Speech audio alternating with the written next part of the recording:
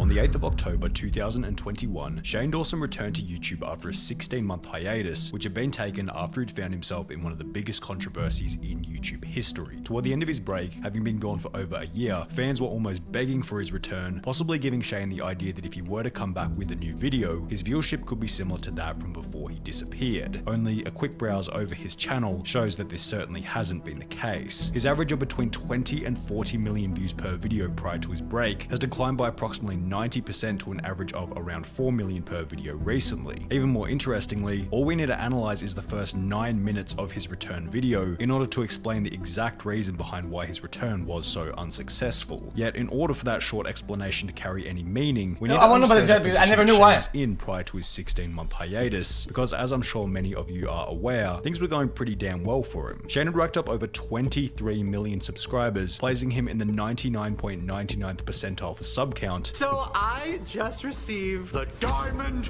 play button. Keeping it real, I never thought I would get anything like this. While in terms of viewership, he'd receive anywhere from 30 to 200 million views per month, depending on whether or not he uploaded. Shane's status as a top-tier YouTuber created opportunities to connect with other well-known influencers, such as Tana Mojo, Jake Paul, Jeffree Star, and James Charles, his relationship with each appearing strong, and in addition to being one of the most popular, well-connected YouTubers of all time, Shane Dawson had written 2 books titled I Hate My Selfie and It Gets Worse, both of which holding surprisingly decent reviews on Google, giving them exposure to mainstream stores such as Target. New York Times bestseller, pick it up at Target. However, in June of 2020, during a time period of less than 24 hours, everything that Shane had built was put into jeopardy. Now, we should begin by stating that Shane was no stranger to controversy in the lead up to what you might call... Yeah, guys, all his big videos, Shane, guys, I watched like a minute of them, and whenever I looked at it, it's like the content I hate the most. I don't know why. I hate that shit. Around a year prior, like in March 2019, a Twitter account by the name of Magician Dragon had made a post reading, I found the audio. Shane Dawson came on his cat. WTF, this was on his podcast, alongside an old audio clip from September 2019. One time, I laid my cat down on her back. Are you gonna get arrested for this? I don't think so. Okay, go ahead. I didn't penetrate. I laid the cat down on her back, and then I moved her little chicken legs, like, you know, spread open or whatever. And I was like, if I just like hump, but like on her tummy, like that's not weird, like whatever. And then I humped it, and it kept going, and I came all over the cat. No I was also way. like 19, so it's like, you know. Wait a minute. Wait a second. Did you just say you came on a cat? Guys, I think I have to put money in the meter. Yeah, right?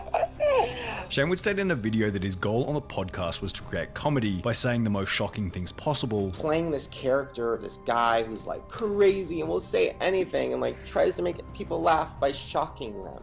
That was my thing. That was what I did on YouTube. A lot of people now don't know that. Also stating that the cat incident never really I feel like there's so many things you could do to shock people that would come into your mind first before this absolute fucking, this happened in a string of 8 different apology fucking tweets. story. That story was fake and based on a dumb, awful sketch idea I had years ago that I never made, thank God. And when the opportunity came up for a funny moment in the podcast, I told it as if it was a real story, was disgusting and very, very dumb. My goal with the podcast and with my videos years ago was to tell shocking stories that will make people and scream OMG no you didn't and think I was so crazy. There's so many things I'm so proud of, but all of my offensive jokes, over the top stories and insensitive jokes are something that still haunt me and something I have to be faced with every day on the internet, and it never gets easier. So I'm sorry for what I said about my cat, I'm sorry for what I said about anything or anyone that was offensive, and I'm sorry for being someone who thought being super offensive and shocking all the time was really funny. I'm sorry for my past. The biggest mistake that Shane Dawson made with this apology was showing remorse for being offensive. Now we're gonna flog a dead horse here by reinforcing a point made in both the Only JS and James Charles video, but it once again applies here. If you apologize for one offensive thing that you said in the past, how long is it gonna be before people go digging and bring up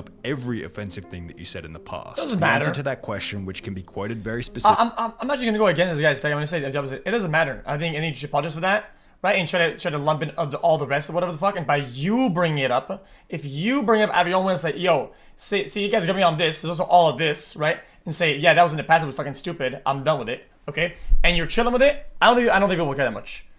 I don't think people will care that much. OMG 2 years back, right? chest. Right? As long as you don't feel that way, these ways anymore or whatever, and you moved on and you show that you've progressed, no problem. I don't think there's any problem with that. I think people should have the option 45 to improve as a person and progress. That's what I think. For the streams xqcL was 1 year and 3 months. Except for the cat thing, In that's fucking stupid as 2020, fuck. 1 Just year stop. and 3 months after his apology for the cat incident, Shane Dawson's audience would find more of what they deemed inappropriate content, once again requesting that he apologize. There were clips of him cosplaying both the Fresh Prince of Bel-Air, Yes, it is me, the Fresh Prince of Bel-Air. How fly do I look? as well as Nicki Minaj, I'm a chocolate bunny. Or at least that's what it looks like. I was trying to go for Nicki Minaj, but this is what happened. accompanied by various clips where Shane Okay, I'm fucking dumb. Just forget everything I said. Dawson had said the N-word. As these that is literally. I'm not. That's. I mean, isn't that literally blackface? clips were Dude. coming to light, further content that his audience deemed inappropriate was dug up to build a stronger case against Shane Dawson's cancellation. I don't care how old these clips are. The amount of actual predatory behavior Shane Dawson has been involved in for a decade on YouTube is disturbing. This is a conversation with a 12-year-old girl. It was different It was time. different, right? Okay, you can say things were times were different, right? And you're gonna be right about almost everything on YouTube and old skits, except for certain things, right? And one of these is fucking blackface. Okay, I don't think you have to be fucking taught any. You don't have to be taught much to know not to fucking do fucking blackface. You fucking moron. What do you want to, man? Yeah. Now, what did I tell you? When he says, "Can I put it in?" You say, No.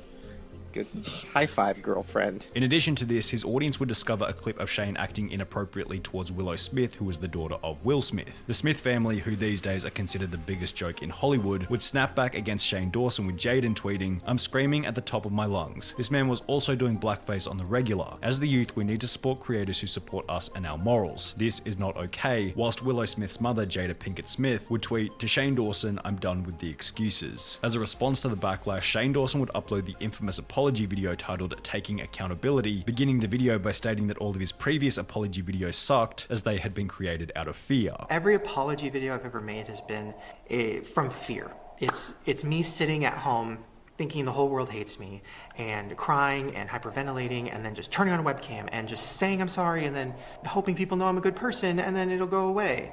And that is stupid. That is something that a child does, not something that a 31-year-old man does. That's not good. The problem with this statement was that it suggested that this apology video wasn't being made out of fear when it clearly was. Shane had found himself in hot water yet again, and everything from his body language, choice of words, and tone of voice screamed of anxiety, indicating that he was simply trying to get rid of the drama by making a quick 20-minute video. If Shane Dawson wasn't fearful, he would have simply kept his cool. Therefore, the taking accountability video itself was an indication that he was in fact fearful for his future, meaning that the apology video began with a fake disingenuous statement. Shane Dawson would back this up with yet another disingenuous comment where, in a video attempting to stop the decline of his career, he'd state that he thought he deserved to lose his career. Right now is very much a time of wanting people to be accountable. Why are you watching this weird instead of talking about the political economic state of the world?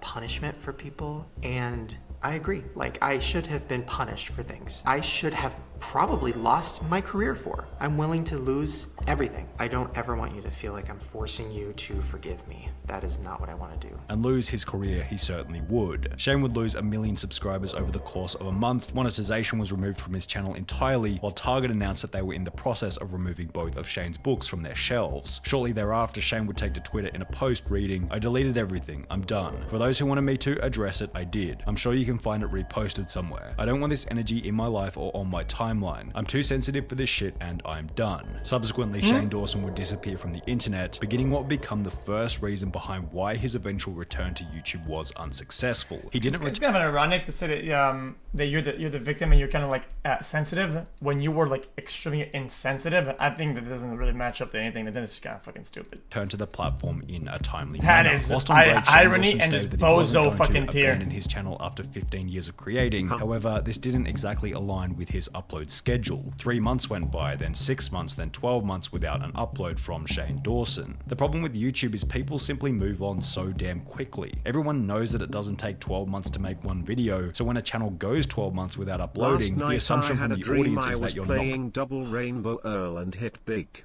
I'm twisted. You're dumb. Stop. The rainbow committed is and are therefore not dog worth shit. following. It didn't help that there were videos such as this one which continue to state that Shane Dawson's comeback is actually not welcome. However, considering over a year had passed, many felt as though Shane had learnt from his mistakes and should be welcomed back onto the platform, yet with some predicting that he wouldn't be able to achieve as much success as he had previously. Shane will get a lot of positive and negative attention. We likely won't know what state his career will be in for several uploads after his return. Regardless, I don't think he'll be anywhere close to his previous level of success, if not ever, for a long time. Guys, here's my take, okay?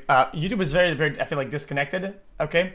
And usually the way it goes, if you didn't get canceled or banned outright, if you make good content, I'm not kidding about this, if you make good content, it doesn't matter what the fuck you did. It literally doesn't matter. People will literally still watch it.